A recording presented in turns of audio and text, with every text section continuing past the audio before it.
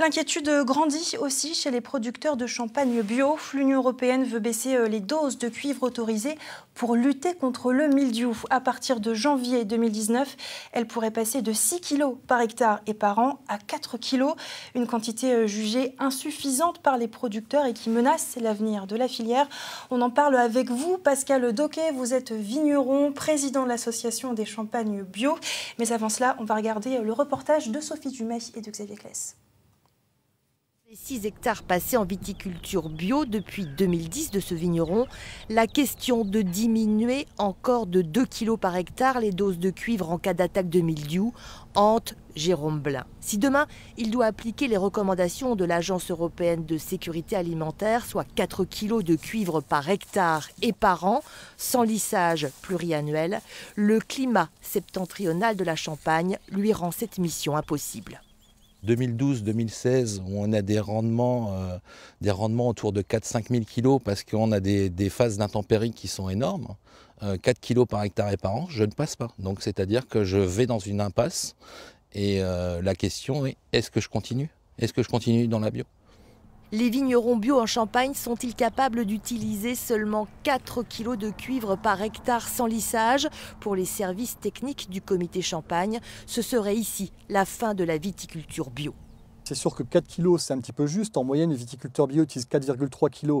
Mais ça veut dire qu'en améliorant un peu ces pratiques au niveau notamment de la pulvérisation, au niveau des techniques, en complémentant avec certains produits, on pourra tenir ces 4 kg en moyenne, sous condition que ces 4 kg soient bien lissés au minimum sur 5 ans. En effet, en 2016, sur le domaine expérimental de l'interprofession, presque 6 kg de cette molécule naturelle ont été utilisés, alors qu'en 2015, moins de 2 kg de cuivre par hectare ont été pulvérisés. Pour arriver à ces 4 kg, les vignerons des régions septentrionales devront faire encore un effort en trouvant des solutions alternatives. Il n'y a pas d'alternative pour remplacer le cuivre en tant que tel, vu que c'est le seul produit qui est réellement efficace contre le mildiou de la vigne. Par contre, si on doit diminuer les doses de cuivre, il faut le complémenter. On peut le complémenter avec des tisanes, avec du purin d'ortie, avec des huiles essentielles par exemple, mais ça peut apporter au cas par cas un complément d'efficacité, mais ça ne peut pas le remplacer. Des efforts encore dans le développement technologique comme ce pulvérisateur confiné qui permettrait de récupérer 30 à 50% de produits tombés au sol. Mais pour les vignerons bio, ces contraintes imposées par l'Europe mettraient un frein au développement, voire la disparition de la viticulture bio en Champagne.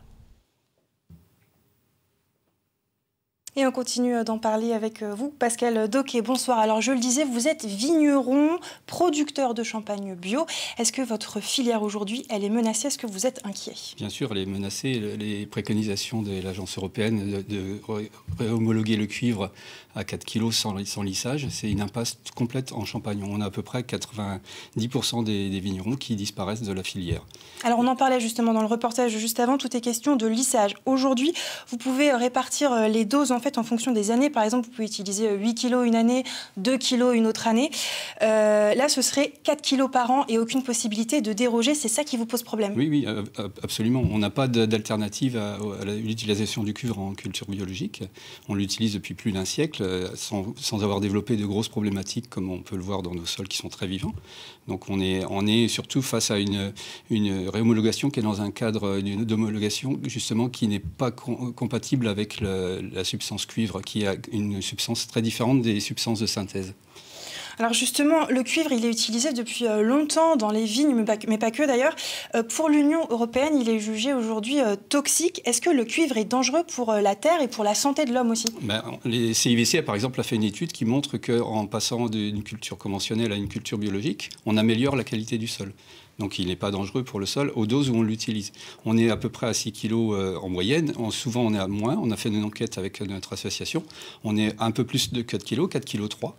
Mais à ces doses-là, le métabolisme du sol, les micro-organismes, la matière organique captent le cuivre qui est utilisé et il est neutralisé au fur et à mesure. Donc tout est une question de dose en fait, c'est ce que vous dites? Oui, bien sûr. Une dose et une dose qui... le cuivre est une substance dont on a besoin dans notre corps, qui existe depuis toujours sur la planète. Toutes les plantes et les animaux ont vécu en présence de cuivre, donc ils savent gérer aussi l'excès, évidemment, jusqu'à un certain niveau. Et le niveau qui est proposé par l'EFSA ne nous paraît pas compatible. Et par surtout, européenne. Voilà. Pas en adéquation avec ce qu'on constate, nous, dans nos vignes. Alors justement, demain, vous organisez un colloque à la maison Roederer à Reims, qui s'est elle aussi lancée dans le champagne bio.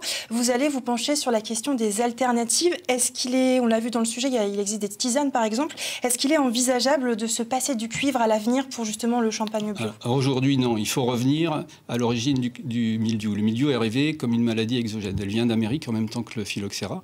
Donc le patrimoine génétique de nos vignes, on l'a gardé intact depuis 6000 ans qu'on sélectionne de la vigne, et les vignes ne savent pas se défendre contre ce pathogène.